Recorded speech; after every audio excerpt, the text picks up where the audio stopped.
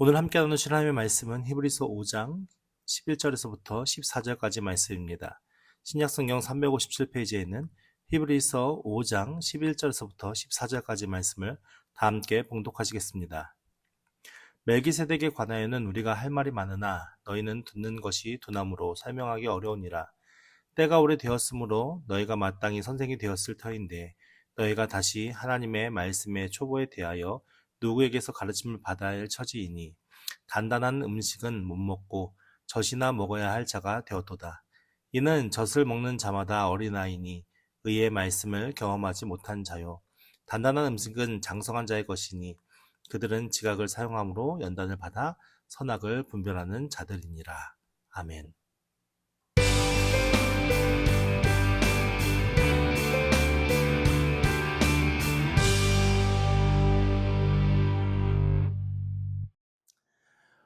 저희가 지난주에 이제 5장 1절에서부터 10절까지의 말씀을 살펴보았는데 그 내용을 잠깐 복습을 해보자면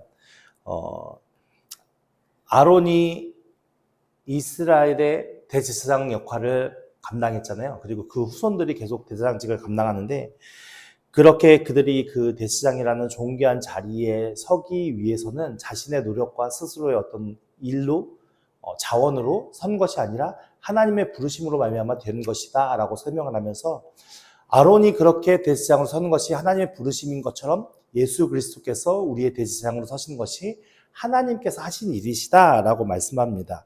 그러면서 그 예수 그리스도를 이 땅에 보내신 하나님의 그 마음이 어떤 마음이냐면 너는 내 아들이니 내가 오늘 너를 낳았다 라고 얘기하면서 시편의 말씀을 인용하면서 결국 그 하나님께서 그 예수 그리스도를 이 땅에 보내시고 그 예수 그리스도로 말미암아 우리의 모든 대제사장으로서 대속 사역을 감당하시는 그 모든 일들이 고통 속에 이루어진 일이다. 그러니까는 오늘날 내가 너를 낳았다라는 말의 의미 속에서는 출산의 고통이 거기에 의미에 담겨 있는 것처럼 하나님께서 그냥 쉽게 간단하게 아주 아무렇지 않듯이 예수 그리스도를 보내셔서 그 모든 일을 감당케 하신 게 아니라 그 예수 그리스도께서 어떻게 보면 처절하게 그렇게 십자가 고통 속에 계실 때에 하나님의 입장에서는 철저히 외면할 수밖에 없는, 왜냐하면 그래야 그 대속의 모든 과정들이 완전하게 이루어질 수 있는 과정이기 때문에 그렇습니다.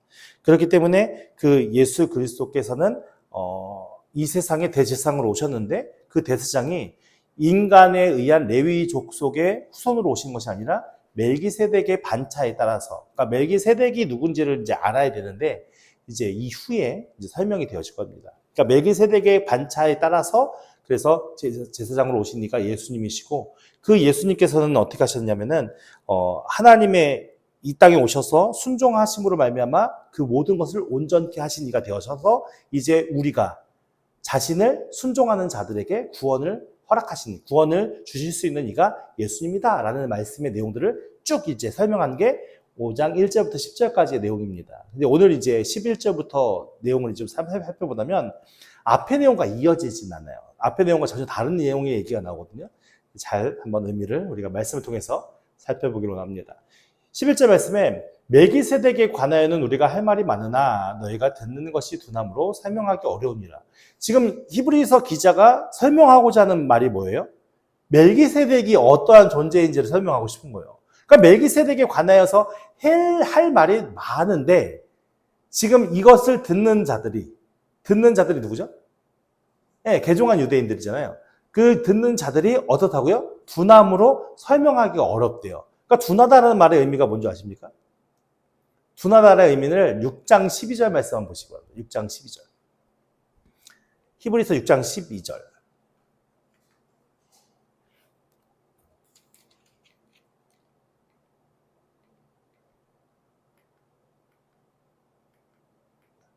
(6장 12절) 찾으셨습니까? 네, 6장 12절 우리 같이 한번 우리 봉독하겠습니다. 시작. 게으르지 아니하고 믿음과 오래 참음으로 말미암아 양들을 기업으로 받은 자들을 본받는 자가 되게 하려는 것이니라. 이 문장 속에서 둔하다라는 말이 어떤 의미를 담고 있을까요? 12절, 6장 12절 말씀의 단어들 중에 둔하다와 똑같은 단어가 있습니다. 어떤 단어인 것 같습니까? 네, 게으르다는 게으르지. 그러니까 둔하다라는 의미가 12절에 게으르다라는 의미와 동일한 단어인데 표현만 다르게 해놓은 거죠. 근데 이것이 어떤 의미를 담고 있냐면은 동작이 금뜨고 게으른 것, 마음의 움직임이 둔한 것, 이해력이 둔한 것, 재치가 부족하고 감수성이 둔해서 잘 잊어버리는 것, 병든 동물의 수족이 마비되어 잘 움직이지 못하게 하는 상태, 돌과 같이 무감각한 사람, 우둔한 사람들을 나타낼 때 쓰는 말이 이 단어예요. 그러니까 결국에는 어떤 의미를 담고 있어요? 게으른 거죠. 반응을 잘 안 하는 걸 얘기를 하는 거예요. 그러니까는 지금 이 히브리 기자가 생각했을 때 이 글을 읽는 이 히브리서를 받아들이는 독자들이 어떤 상태에 있는 거예요? 네, 영적으로 아주 이 말씀이나 그런 어떤 하나님의 은혜의 일들에 대해서 잘 받아들이고 잘 애쓰고 성장하고 성숙한 그리스도인이 되기 위해서 애쓰고 힘쓰는 것이 아니라 약간 게으르고 둔한 것처럼 느껴지는 거죠. 근데 실상 그런 상황이었을까요? 이들이 그러면 아무것도 안 하고 있는 상황이었을까요? 아니, 초대교회의 그리스도인이 된다는 것은 사실은 목숨을 걸고 하는 상황이기 때문에 제가 생각할 때는 이게 둔하여 설명하기 어렵다라는 이 표현 자체가 그냥 단순하게 우리가 직관적으로 받아들이는 그런 이미지적으로 그들이 영적으로 열심히 안 했다라고 받아들이기 좀 어려운 것 같아요, 사실은. 제가 말씀을 이렇게 묵상하면서 생각되어지는 것들은 뭐냐면 이들이 어떤 믿음을 가지고 있었냐면은 물론 그리스도로 그들에게 전해준 복음에 대해서 깊게 묵상하면서 그 복음의 능력과 복음의 은혜가 무엇인지를 바르게 알아가는 과정들이 필요한데 실상 앞에 우리가 쭉 살펴본 내용들을 보면은 그들이 무엇을 숭배했죠? 천사를 숭배했잖아요. 천사를 숭배한 이유가 뭡니까? 그들이 천사와 같은 자가 되기 위해서. 사실은 우리가 천사를 숭배하는 게 맞습니까? 천사들은 우리 하나님의 어떤 순종하는 일들을 감당하는 거기 때문에 우리가 오히려 천사보다 더 뛰어난 존재잖아요. 좋은 존재잖아요.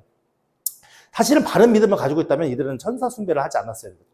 그러니까 이들이 너희가 듣는 것에 둔함으로 설명하기 어렵다라는 이 의미 속에는 제가 느낄 때 좀 100% 맞다라고 얘기할 수는 없겠지만 제가 말씀을 묵상하면서 느끼는 마음은 어떤 마음이냐면은 그들의 믿음과 신앙이 다른 쪽에 열심히 있었다는 거죠. 진짜 바르게 그들의 믿음과 신앙을 세워가서 어떻게 보면 지금 이 히브리 기자가 설명하는 이 내용들이 그들에게는 어려운 내용이죠.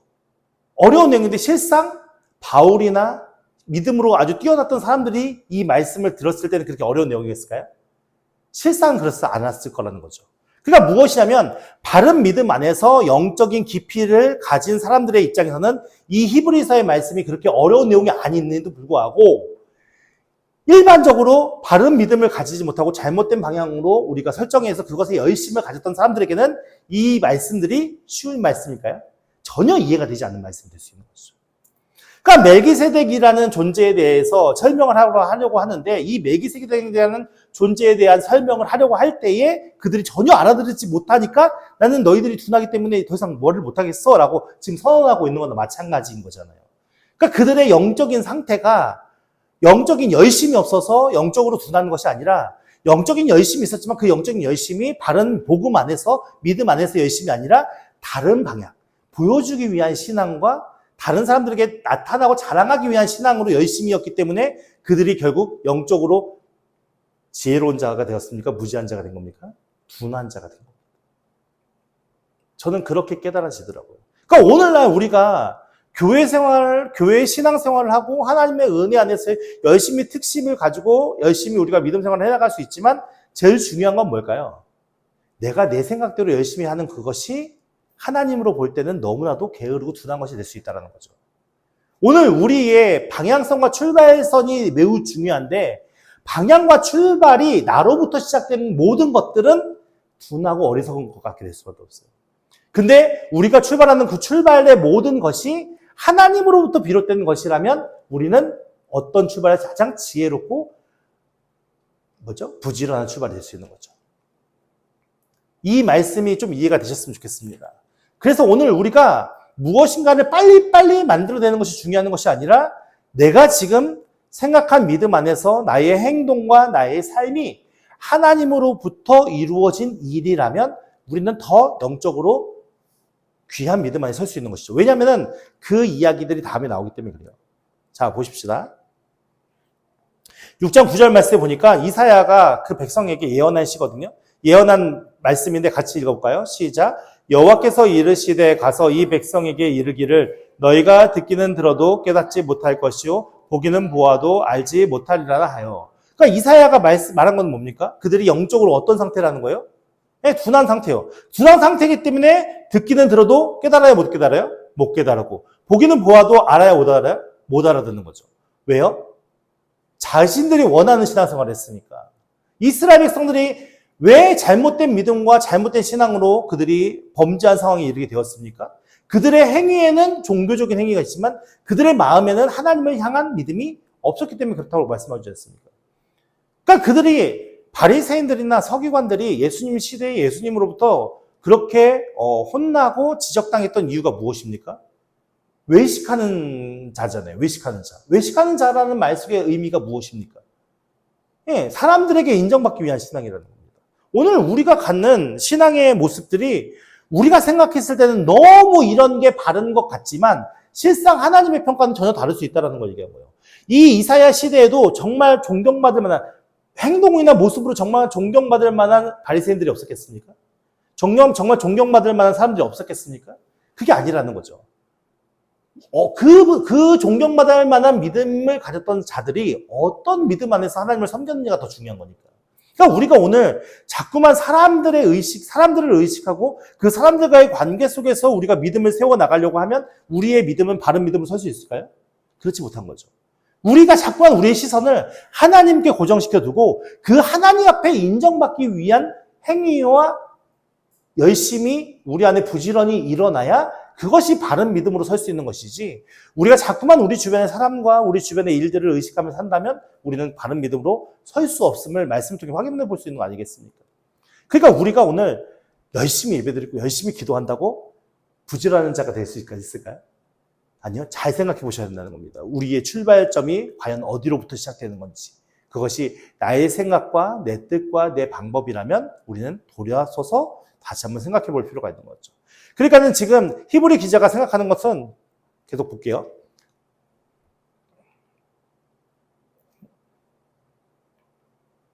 (12절) 말씀에 때가 오래되었으므로 너희가 마땅히 선생이 되었을 터인데 너희가 다시 하나님의 말씀의 초보에 대하여 누구에게서 가르침을 받아야 할 처지이니. 이 말씀이 어떤 말씀이에요, 지금?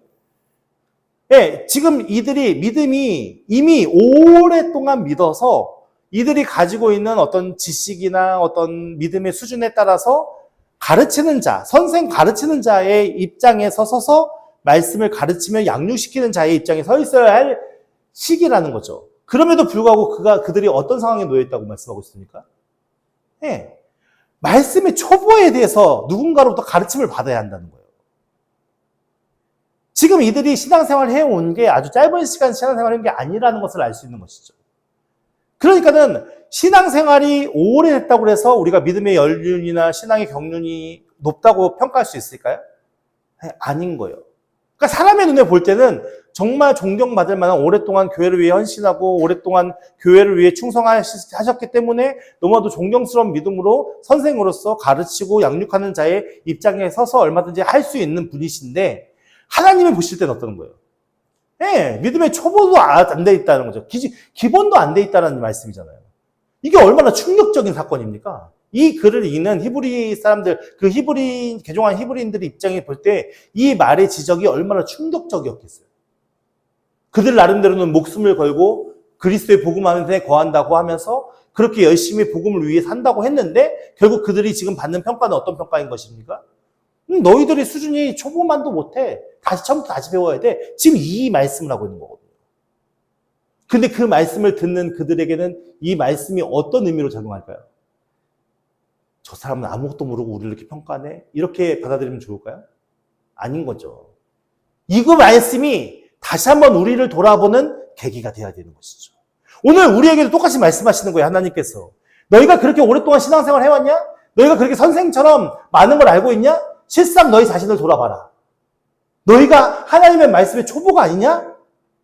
누군가가 너에게 가르쳐줘야 되지 않겠냐? 지금 우리에게 말씀하시는 거예요. 그럼 우리는 이 말씀을 들을 때 어떻게 들을까요? 아주 기분 나쁜데? 이렇게 들어야 될까요? 아니죠. 지혜로운 자고 하나님의 성령이 우리 안에 있는 자라면 우리가 이 말씀을 들을 때 어떻게 해요? 아, 하나님 내가 그랬네요. 내가 이렇게 가시적인 믿음을 가졌고 내가 이렇게 외식적인 믿음을 가졌고 진짜 하나님 안에서 영적인 깊이를 알기 위해서 영적으로 성장하기 위해서 영적으로 세워지기 위해서 애쓰기 힘쓰기보다는 내가 관계 안에서 사람들 안에서 내가 원하는 대로 내 뜻대로 신앙생활을 해왔네요. 그래서 내가 진짜 하나님에 대한 기초도 모르는 자처럼 그렇게 믿음 생활을 해왔습니다. 라는 것을 어떻게 하는 자가 될까요? 회개하는 자가 되어야겠죠. 여러분 오늘 우리의 자신의 모습을 돌아봤습니까? 저도 마찬가지고 우리 모두 마찬가지 아닙니까? 우리 여기서 다 신앙생활 오래 하시잖아요. 짧게 하신 분들 몇 년 없잖아요. 다 10년은 넘었잖아요. 그럼에도 불구하고 우리 안에 하나님의 말씀이 살아 숨쉬고 있습니까? 우리 안에 하나님의 영적인 그 친밀함의 교제, 영적인 그 감각들이 우리 안에 살아 숨쉬고 있습니까? 사실은 많은 것이 부족하다는 걸 우리 자신 스스로가 너무 잘 알고 있지 않습니까? 그래서 뭐라고 하냐면 단단한 음식은 못 먹고 젖이나 먹어야 할 자가 되었다. 그러니까 우유나 젖밖에 못 먹는 자죠. 단단한 음식은 전혀 먹지 못하고. 고린도 3장 2절 말씀에 비슷한 말씀이 있는데 사도 바울이 고린도 교회에 말씀하신 말씀입니다. 같이 한번 읽어볼까요? 시작. 내가 너희를 젖으로 먹이고 밥으로 아니하였느니 이는 너희가 감당하지 못하였음거니와 지금도 못하리라. 어떤 말씀입니까? 고린도 교회를 세우고 사도 바울이 그 고린도 교회에 권면하기 위하여 고린도서를 썼는데 고린도 교회를 세웠을 당시에도 그들이 믿음으로 아주 성숙한 자들이 아니었고 연약한 자들이었습니다. 그래서 사도 바울이 뭐라고 말씀하냐면은 내가 너희를 젖으로 먹이고 밥으로 아니하였노니 라고 얘기합니다. 그러면 젖으로 먹였다는 것은 그들의 신앙적인 영적인 수준이 어느 상태에 머물러 있다는 거죠? 갓난아기와 같은 신앙생활 수준에 머물러 있고 지금 이 권면의 서신을 쓰고 있는 고린도서를 쓰고 있는 사도 바울의 입장에서 그 고린도 교회를 바라봤을 때도 어떤 상황이라는 겁니까? 아직 젖먹이 신앙이 있지 않더라도. 근데 고린도 교회가 어떤 교회였습니까? 은사가 아주 충만한 교회였잖아요. 그렇잖아요. 그런데 그들이 자신들이 가진 은사를 너무나도 자랑하는 그런 가운데 있었잖아요. 그렇다면은 너무나도 훌륭하고 신비롭고 잘하는 교회 아닙니까? 근데 사도 바울이 지금 뭐라고 평가하고 있죠? 어린 나이와 같은 신앙 속에 머물러 있다라고 평가하는 겁니다. 그러니까 어떤 능력이 나타나는 게 우리의 신앙의 어떤 능력의 기준이 아니라는 것을 말씀하고 있는 겁니다. 결국 우리의 신앙의 기준은 무엇입니까? 나와 하나님과의 관계 안에서 내가 얼마나 그 하나님을 깊이 있게 경험하고 체험하고 만남을 통해서 우리가 이 말씀이 얼마나 많은 폭으로 조명받고 깨달아지느냐의 실력이라는 것이죠. 그러니까 아무리 많은 은사를 가지고 있다 하더라도 그들의 믿음은 어떤 믿음이라고 얘기합니까? 젖먹이 어린아이와 같은 믿음이다라고 말씀하고 있습니다. 그러니까 오늘날 우리가 추구해야 할 믿음의 상태가 어떤 상태라는 것을 알 수 있겠죠. 우리가 추구해야 할 것은 하나님의 능력이 많이 나타나는 교회가 되면 좋겠지만 그 하나님의 능력이 나타나기 위해서는 우리가 어떤 사람이 되어야 되냐면 영적으로 충만한 사람들이 되어야 되는 겁니다. 영적으로 성숙한 사람들이 되어야 되는 거예요. 이 다음 말씀에 보면 13절 말씀에 보면 이는 젖을 먹는 자마다 어린아이니 의의 말씀을 경험하지 못한 자요. 젖을 먹는 자마다 어떤 자라고요? 어린아이래요. 그래서 의의 말씀을 경험하지 못한 자래요. 의의 말씀이 무엇일까요? 의의 말씀을 경험하지 못했다라는 말을 우리가 그냥 직관적으로 생각하지 마시고 우리 14절 말씀 다시 한번 볼게요. 단단한 음식은 장성한 자의 것이니 그들은 무엇을 사용하여? 네, 지각을 사용하여. 지각은 어떤 거죠? 사실은 이 지각이라는 말이 깨닫다, 이해하다 등의 단어에서 유래된 명사로 감각기관을 나타내는데 특별히 오늘 말씀에는 감각보다는 심령의 감각에 표현하는 것에 더 가깝게 표현한 말씀이에요. 그러니까는 성도들이 영적 분별을 가능하게 한 구체적인 그런 감각기관을 표현하기 위해서 사용한 단어인데 이것을 사용했대요. 사용하여서 어떻게 해요? 연단을 받아 선악을 분별하는 자들이니라 라고 얘기하거든요. 여기서 연단이라는 것은 원래 본래의 그 고대 헬라의 단어 의미 속에서는 체육학교에서 벌거벗고 열심히 운동을 하는 모습을 표현한 거거든요. 그러니까 체육학원 체대 같은 느낌이니까 운동을 열심히 해야 자신들의 그 기능 안에서 더 잘할 수 있는 게 되는 거잖아요. 그것이 이제 신체나 정신 등을 강하게 단련시키는 개념으로 발전되어져서 오늘 연단을 받아 이런 단어로 의미가 담겨져 있는 거거든요. 그 단어의 의미 속에. 그러니까 무엇이냐면 우리의 영적인 그런 감각 기관을 최대한 활용해가지고 우리가 열심히 그것을 어떻게 해요? 단련해서 영적인 기관들이 열심히 단련되어져서 결국 무엇을 하는 자가 되어야 되는 거예요? 선악을 분별하는 자가 되는 거예요. 여기서 선악을 분별한다는 것은 두 가지를 놓고 확연하게 구분한다는 거예요. 그러니까 만약에 A라는 물건과 B라는 물건이 있는데 A라는 물건과 B라는 물건이 아주 비슷하게 생겼어요. 일반 사람들이 눈에 볼 때는 잘 이게 뭔지 몰라요. 근데 이것을 분별하는 자들은 어떻게 분별하면 이거는 약간 A가 더 좋은 것 같고 B는 아닌 것 같은데 이렇게 구별하는 게 아니에요. 확연하게 A가 더 나쁜 거고 B가 더 좋은 거야 라고 구별하는 걸 얘기하는 거예요. 확연하게. 그러니까 이 선악을 분별하는 자들이니라라는 말씀의 의미 속에서는 이 선악을 분별하는 감각기관의 능력이 어디로부터 나오겠습니까? 성령 하나님으로부터 나오는 거죠.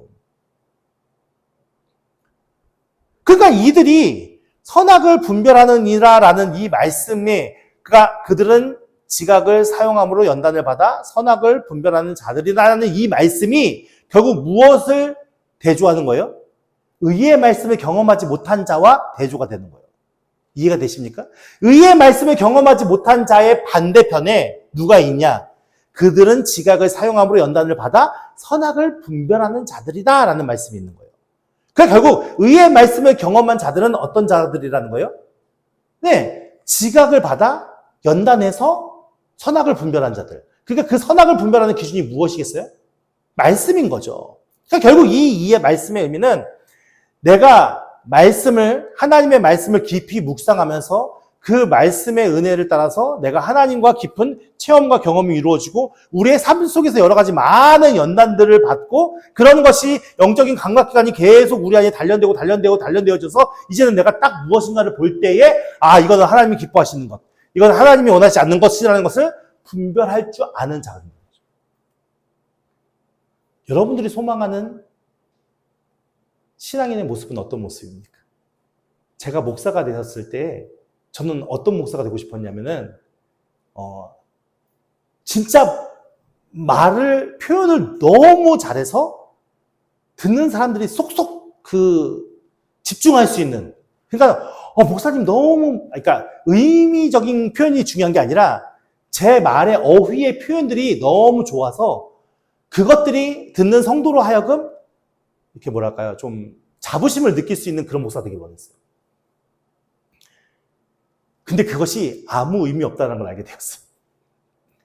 내가 어떻게 화려한 말로, 화려한 언변으로 말씀을 다른 사람들에게 어떻게 전달하는 것이 중요한 것이 아니라 내가 담고 있는 것이 무엇인가가 중요한 걸 알게 되었어요. 내가 어떤 것을 내 마음속에 있는 것이 결국 내가 하나님 앞에 조명받은 무엇인가가 내 속에 있는 것이 내 입술과 내 말로서 하나님께서 끄집어내셔서 설교하게 하실 거 아니에요. 그러니까 결국 내가 담는 것이 무엇인가가 중요한 걸 알게 되었으니 그것이 어떻게 표현되는가는 하나님께서 하시는 거예요. 그 다음부터는 조금 설교에 대한 부담감이 많이 내려졌거든요. 처음에는 제가 별걸 다 해봤어요. 원고도 써보고 다른 훌륭하신 목사님들의 설교도 내가 카피해봐가지고 해보려고 하고 그분들이 사용하는 표현법도 내가 써보려고 하고 근데 이게 입에서 안 떨어지는 거죠. 입에서 표현이 잘 안 되고 계속 버벅 하다가 내가 설교를 한 건지 아닌 건지 그런 되게 공허한 느낌이 든 설교를 한 적도 많이 있거든요. 근데 어느 순간부터 그런 것이 중요한 것이 아니라 내 속에 담고 있는 것을 하나님께서 말하기를 원하시는구나 라는 걸 깨닫고 설교를 준비할 때 여러분들에게 어떻게 설득시킬까를 생각하면서 설교 준비하지 않아요. 죄송하지만. 그냥 제가 느껴지고 깨달아지는 것을 나누는 것 뿐이에요. 근데 제 설교만 여러분들이 듣는다면 여러분들이 장성한 믿음에 거할 수 있을까요? 저는 좀 어렵다고 생각해요. 여러분 스스로가 말씀을 보면서 그 말씀 속에 하나님의 영적인 의미를 찾으려고 노력을 하고 그것을 자꾸만 기도하면서 하나님의 은혜 안에 더 깊이 영적으로 단련하는 그런 과정들이 함께 어우러져야 우리가 함께 세워져 갈 수 있는 것이고 여러분들이 경험한 그런 은혜의 일들을 또 저에게 말씀해 주시면 제가 또 그걸 통해서 또 다른 간접 체험을 통해서 더 하나님을 깊이 경험할 수 있는 것이 되고 서로 우리가 함께 시너지를 낼 수 있는 그런 공동체로 세워지는 것이 하나님이 기뻐하시는 교회의 모습이라고 생각합니다. 그래서 오늘 우리에게 중요한 것은 이렇게 우리가 지각을 사용함으로 연단을 받아서 선악을 분별하는 자들이 되어야 할지인데, 오늘 우리가 바라는 믿음의 상은 도대체 무엇입니까? 우리가 한때는 그런 것도 있어요. 제가 부목사 생활하면서 신방 같은 걸 많이 다니니까 하나님 제게 치유의 능력을 주셔서 은사를 주셔가지고 정말 가는 곳곳마다 기도하면서 그 사람들이 낫는다면 얼마나 하나님 은혜가 되겠습니까? 그럼 누구 욕심입니까? 누가 자랑받고 싶어서 그런 마음이 가는 겁니까? 사실 제 내면에 깊숙이 그런 모습들을, 그런 의미의 일들을 생각해보면서 내 마음 깊숙이 들여다보니까는 그것이 전부 다 제 욕심이더라고요. 내가 바랬던 것, 내가 추구했던 어떤 신앙의 모습들이 거의 대부분 내가 원하는 내 욕심이더라고요. 진짜 하나님이 원하시는 것은 하나님께서 내게 주시는 은혜를 따라서 나를 사용하실 때 나타나는 것이지, 내가 먼저 정해놓고 내가 그 뜻을 바라는 상태에서 하나님의 영광이 나타나겠습니까? 내 생각으로 가득 차 있는데, 우리의 생각이 하나님의 생각보다 얼마나 어리석다라는 것을 깨달아가는 순간 우리는 우리의 의식과 생각을 버리며 살아야 하는 훈련에 들어갈 수 있는 것입니다. 오늘 우리에게 필요한 것은 무엇이겠습니까? 우리가 기존에 갖는 우리 안에 고정관념이 무너져야 되는 겁니다. 하나님의 성령께서 역사하시는 은혜는 하나님이 하시는 일들은 무궁무진하고요. 하나님이 하시는 일들 못 하실 일이 없고요. 그 하나님께서는 우리를 통하여서 하나님의 귀한 일들을 이루시길 원하시는 분이라는 거죠. 근데 우리는 어떤 마음입니까? 이미 내가 원하는 신앙인의 모습이 그려져 있는 거죠. 나는 이런 사람이 되고 싶은데, 나는 이런 사람이었으면 좋겠는데. 근데 그 모습이 진짜 하나님이 원하시는 건지는 아무도 모른다는 거죠. 그래서 우리가 내가 그리는 신앙인의 모습이 중요한 것이 아니라 말씀을 통하여, 우리가 몇 절이죠? 9절 말씀에 보면, 지난주에 살펴봤던 9절 말씀에 보면은 8절부터 보면 그가 아들이면서도 고난을 받으신 고난으로 순종함을 배워서 온전하게 되셨다고 그랬어요.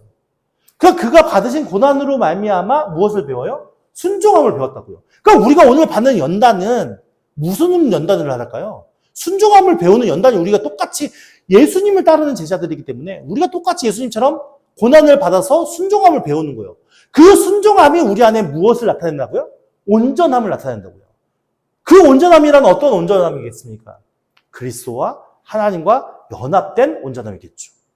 내가 그렇게 하나님 앞에 그리스도와 하나님과 연합된 자가 되어질 때 우리 안에 무엇이 나타날 수 있는 거예요? 믿음의 실력이 나타날 수 있는 거예요. 근데 우리는 하나님 따로, 예수님 따로, 나 따로 신앙생활을 하니까 이것이 아무리 특신과 열심을 가진다 하더라도 우리 안에서 믿음의 실력으로 나타날 수 있을까요? 아니요. 실력의 모습은 나타날 수 있을지 모르겠지만 진짜 실력은 나타날 수 없는 것입니다. 오늘 우리가 말씀을 통하여서 깨달았으면 좋겠습니다. 다시 한번 정리를 해보자면, 고린도전서 12장 10절 말씀 우리 한번 볼까요? 12장 10절 말씀에 같이 읽어보겠습니다. 시작. 어떤 사람에게는 능력 행함을, 어떤 사람에게는 예언함을, 어떤 사람에게는 영들 분별함을, 어떤 사람에게는 각종 방언 말함을, 어떤 사람에게는 방언들 통역함을 주시나니. 그러니까 이 말씀은 고린도서에 다양한 은사들이 있었음을 말씀하고 있는 거죠. 그래서 각자 가진 능력과 은사들을 자랑했거든요. 근데 여기에서 분별이 뭐래요? 어떤 사람들에게는 무엇을 분별한다고요? 무엇을 분별한다고요? 안 적혀있네요. 영들을 분별한다고요. 그러니까 이게 하나님의 성령이 하신 일인지, 그죠? 세상의 악한 영들이 한 것인지, 우리가 분별하는 건 거기에 있는 거예요. 내가 하나님의 성령에 붙들림 받아야 그 분별함이 우리에게 알아질 거 아니에요. 그래서 오늘 말씀을 정리해보면 어떤 말씀이냐면, 어린 자와 성숙한 자가 서로 대조돼서 나타나는데, 어린 자는 어떤 자예요? 네, 듣는 것에 둔한 자예요. 말씀은 들으면서 나는데, 우리가 말씀을 들으면서 무엇을 해야 돼요? 그냥 말씀을 듣고 마무리해야 되나요? 그 말씀이 참인지, 진짜인지, 아닌지, 우리의 삶에 녹여내는 과정들이 필요한 거예요. 그래서 다시 그것이 성숙한 연단의 어떤 과정들을 통하여서 우리가 분별할 수 있는 능력으로 세워지는 것이고, 결국 듣는 것에 둔한 자가 되어지고, 다시 하나님의 말씀의 기본적인 원리들을 누군가로부터 가르침을 받아야 할 필요가 있는 것이죠. 그리고 결국 이런 자들은 무엇을 먹게 돼요? 단단한 음식을 먹을 수 있어요, 없어요? 먹을 수가 없어요. 그리고 의의 말씀을 경험하지 못한 자들이 어린 자에 속하는 것이고, 반대로 성숙한 자는 어떤 자입니까? 성숙을 통해서 연단을 받아 선악을 분별할 수 있는 지각을 가진 자들을 이야기하는 겁니다. 여러분, 우리가 이러한 지각을 사모하는 자들 되기를 예수님으로 축원합니다. 우리가 더 이상 세상 풍파에 그냥 휩쓸려 다니듯이 그냥 이리저리 쓸려 다니는 것이 중요한 것이 아니라 지금 하나님께서 원하시는 믿음의 자리에서 하나님을 향한 믿음을 가지고 우리가 선과 선악을 잘 분별하여서 하나님 편에서 우리가 하나님 나라를 위하여 우리의 삶을 드리는 것이 중요한 거 아니겠습니까? 근데 우리에게 이렇게 영적으로 성장하기 위한 마음의 동기나 동요가 없다면 어떤 상황이 되겠습니까? 그럼 우리는 똑같이 어린 자에 서서 그냥 어린 젖먹이처럼 그렇게 지내는 연약한 자밖에 될 수가 없는 겁니다. 그러면 더 깊은 하나님의 은혜의 체험과 경험이 우리 안에서 이루어질 수 없겠죠. 그래서 우리가 성숙한 자가 되기 위해서 오늘도 말씀 가운데 우리의 삶 가운데 역사하시는 하나님의 성령을 의지하여서 더욱더 말씀을 깊이 경험하고 깨닫고 그 하나님과 예수 그리스도와 연합된 삶을 통하여서 우리가 더욱더 성숙한 그리스도인으로 서는 것이 우리에게 매우 중요함을 깨닫는 우리가 되어서 우리가 그러한 믿음 가운데 하나님의 영광을 위해 쓰임받는 우리 모두가 되기를 예수님으로 축원드립니다. 우리 함께 찬양하고